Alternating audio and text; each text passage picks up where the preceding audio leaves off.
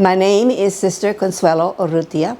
I have been a member of the Sisters of Charity of the Incarnate Word for 75 years. This year I celebrated the 75 years in great style. I grew up in Carson City, Texas. I grew up in a ranch. Those were the days when Texas, after the Civil War, invited everybody, we Europeans of all shape and form, to come and develop Texas because it was devastated. When I went to school with Germans, Polish, Czechs, Bohemians, you name it. Nobody knew how to speak English. That was a challenge also growing up. But by Christmas, we were all up on the stage singing Christmas carols and reading and writing English. Can you imagine? God gave me the best family in the world, best parents in the world that believed in education and valued education for all of us because we were 7 in the family. We are 3 gone, but we are 4 left.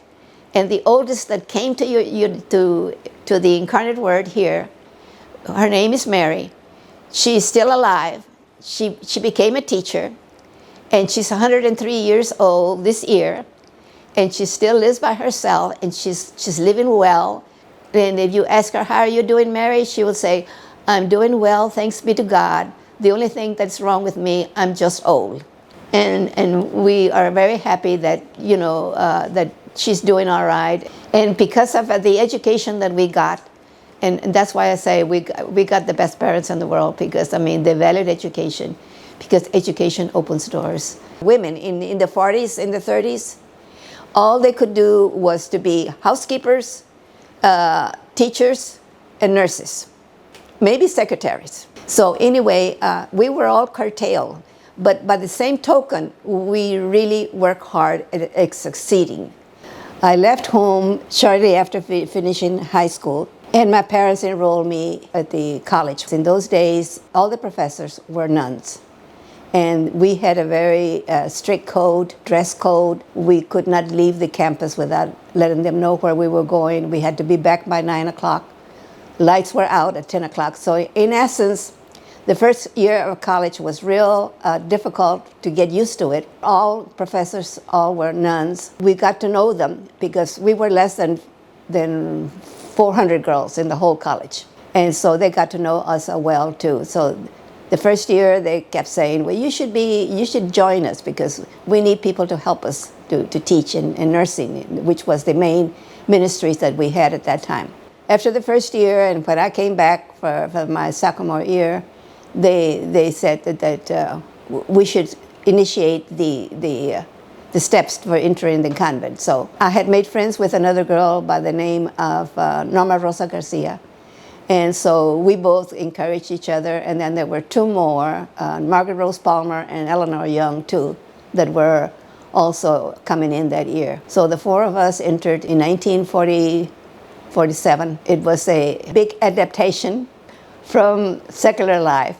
My parents still came to visit us and everything. My parents, they would come and visit to see how I was doing. In those days, we had to attend Mass every day with a little beanie that we had to wear. And so when we didn't go, they would tell our parents how many times we didn't go to church and how we were doing and all that. And my parents would always say, well, look, remember, we sent you to study, not to have a good time. The first year, it was all right because we continued the classes with the university.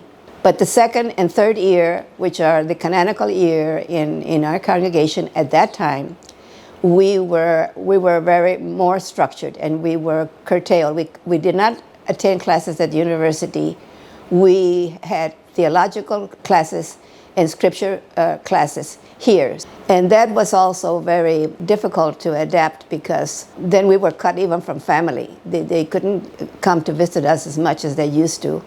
Then we had to learn the order of the day, that we had to get up at certain hours and start praying. And it was a very structured schedule that we had every day. We ran the whole house ourselves. We had no maids, we were the maids. And it was a joy because we got to know each other. And in those days, that was the richness of being in groups, because like in my group, we were 15 at the beginning. So we shared all the responsibilities and all the chores that they would give us, and then attend all the classes and learn how to live with each other, which was the other challenge that we had. Once we finished the 3 years of training and prepared us, then we made first vows. And we were prepared. We had a certificate for teaching, and we were sent out to teach. My first year was at Alamo Heights at St. Peter's. And so for 5 years, we did the ministry of education wherever we were sent. So in 1949, I made perpetual vows. And then I was a full-fledged sister. And then afterwards, for 75 years, I went all over the different schools that we had at that time, because as a teacher, we had over 15 or 20 schools that we had to staff. When I was teaching for all those years, I was sent everywhere, and for every grade. I was principal, I was administrator, and luckily in the summer when we were free, I was able to also travel with my parents. We went to Europe. When the first World Fair came to New York, everybody was excited about it, because for the first time, the Pieta from Rome was allowed to leave Rome, and it was exhibit at the World's Fair in New York. And so my parents wanted to go, and they invited me to go with them. And so we had a great time in New York. And it was interesting to see how they prepared that exhibit, because it was in a special room with an escalator going around, and it was an experience of a lifetime. So even though I was a sister, in the summer when I could, I enjoyed the travels with my family. I had also an experience of going to South America as a missionary.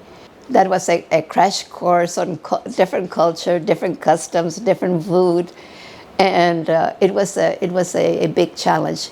It happened to be Peru where I went.